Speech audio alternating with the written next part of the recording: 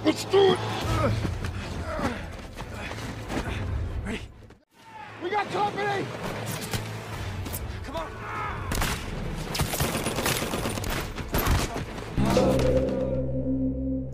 Halo teman-teman sekalian, berjumpa lagi nih dalam channel Tos Movie. Terima kasih ya sudah mampir ke sini. Kali ini saya akan membahas film yang berjudul Hacksaw Ridge. Film ini diangkat dari kisah nyata yang terjadi pada masa Perang Dunia Kedua, di mana Amerika berperang melawan Jepang. Ceritanya berfokus pada seorang pemuda Amerika yang religius bernama Desmond Doss yang mendaftar pada Angkatan Darat untuk ikut bergabung dalam perang. Para prajurit diharuskan memegang senjata. Namun, karena prinsip hidup yang dipegang oleh Desmond Doss bahwa dia tidak ingin membunuh sehingga tidak ingin membawa senjata saat berperang, banyak yang meremehkannya, bahkan menganggapnya sebagai seorang pengecut. Namun, pada akhirnya, dia mendapatkan sebuah penghargaan dan menjadi orang pertama dalam sejarah Amerika yang menerima medali kehormatan tanpa melepaskan tembakan. Bagaimana kisah selengkapnya? Biar nggak makin penasaran, yuk kita pantau.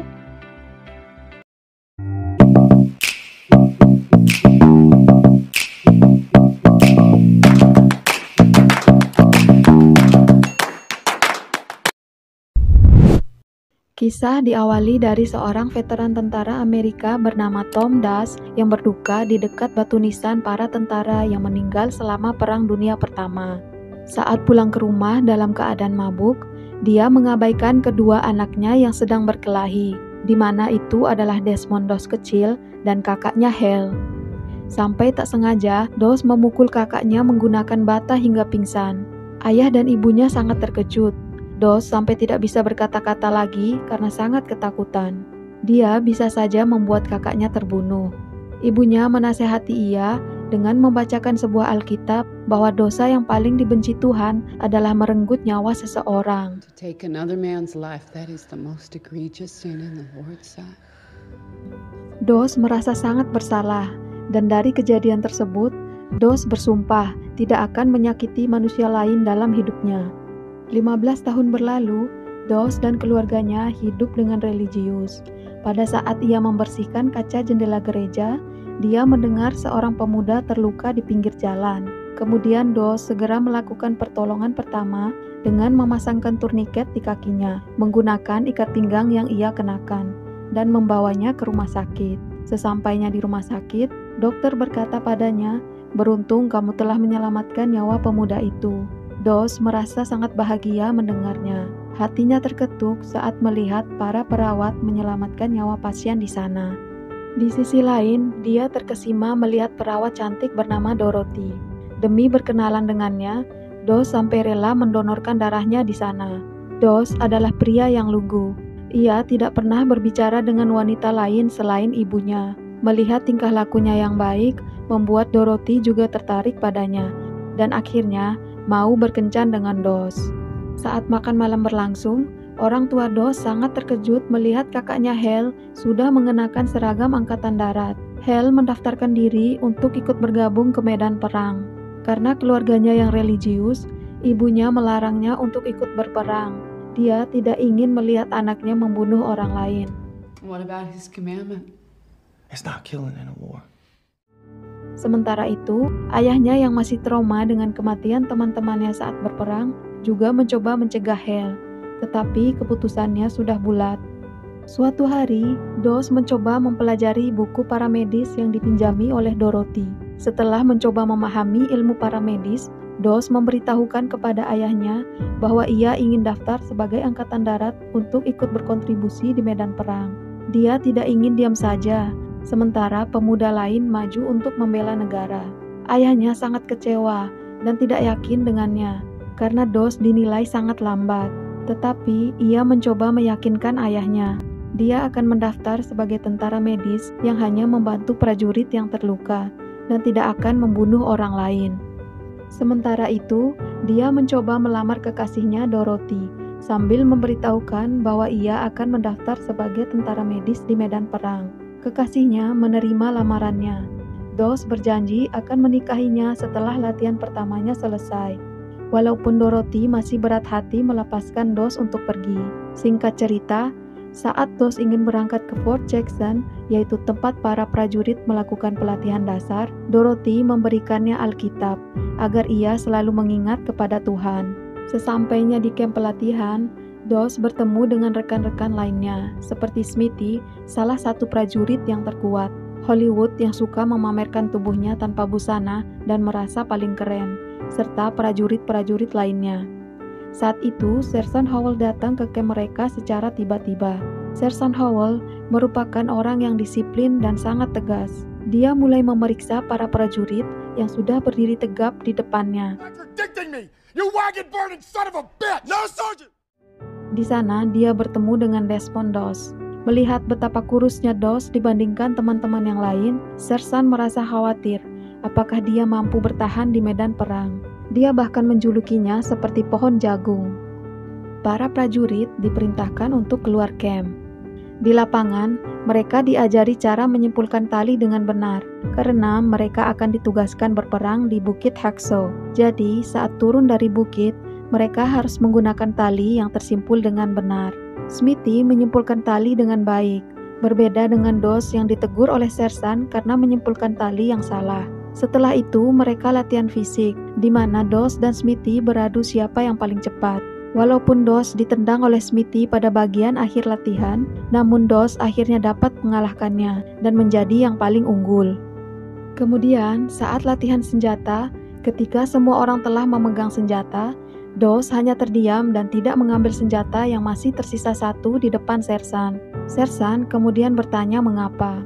Doss menjawab, dia tidak ingin menyentuh senjata karena tidak ingin membunuh orang lain. Sersan merasa tidak percaya dengan perkataannya. Kemudian dia dibawa ke Kapten Glover.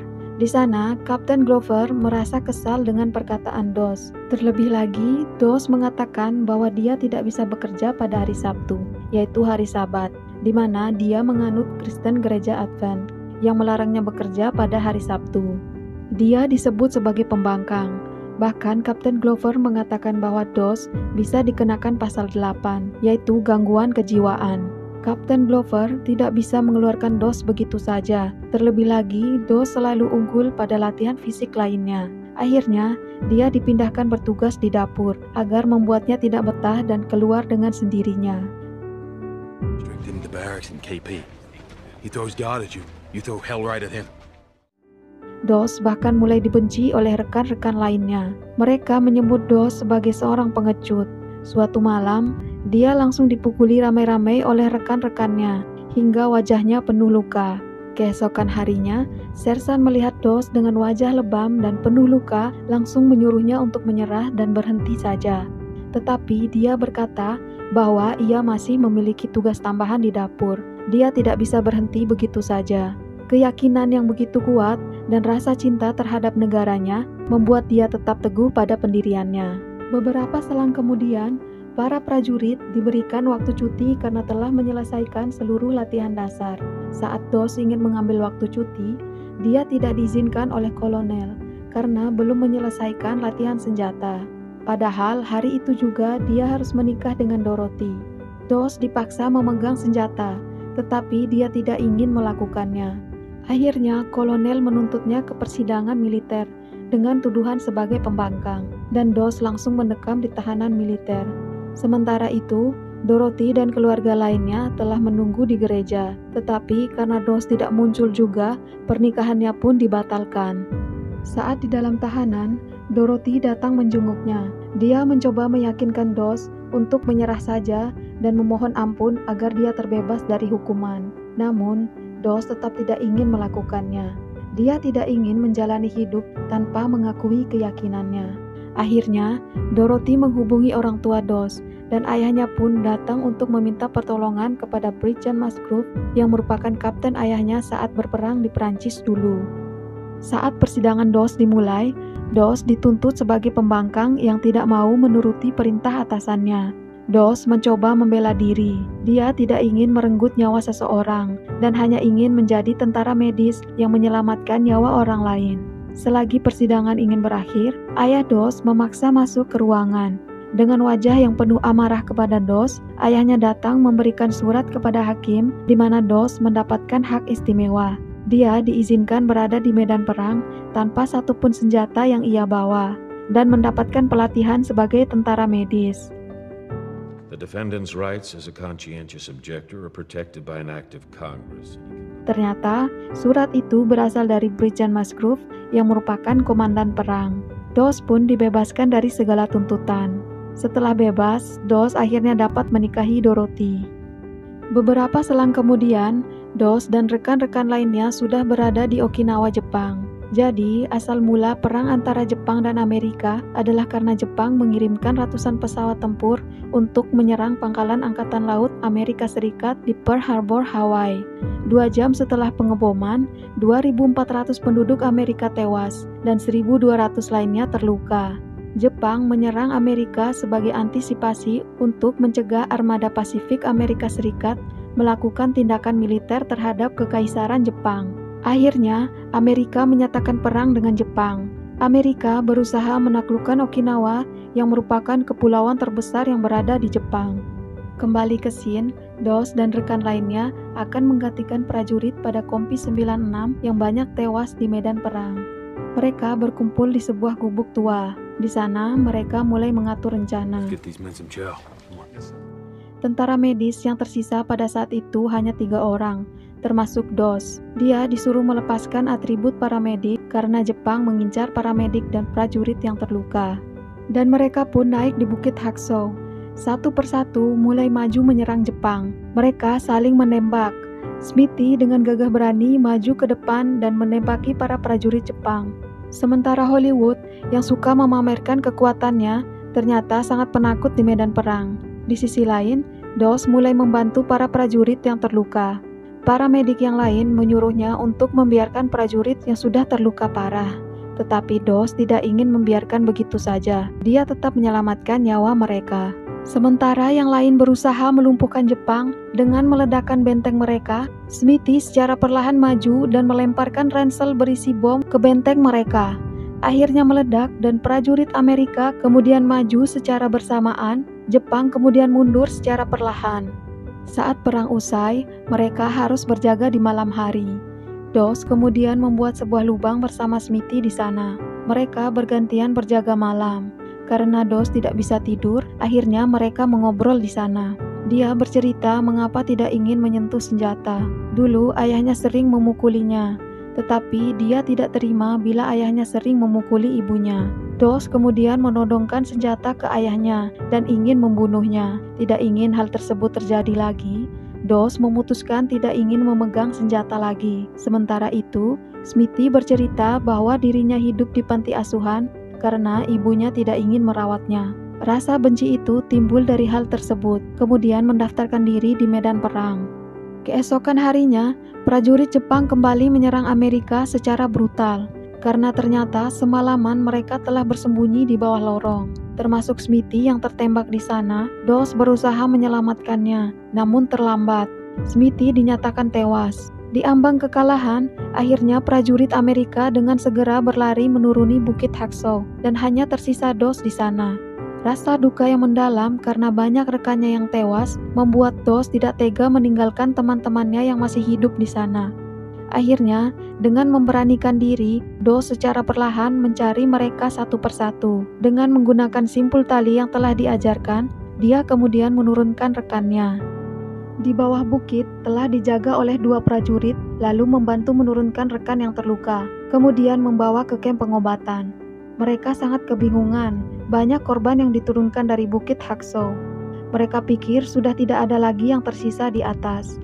Di sisi lain, Dos terus mencari rekannya yang masih hidup. Setelah menyelamatkan 1 nyawa, dia lalu berdoa agar bisa menyelamatkan 1 nyawa lagi. Setelah berhasil, dia berdoa lagi untuk menyelamatkan 1 nyawa lagi. Begitu terus sampai puluhan rekan yang berhasil ia selamatkan. Help me get one more. Help me get one more. Bahkan dia menyelamatkan prajurit Jepang yang terluka di lorong.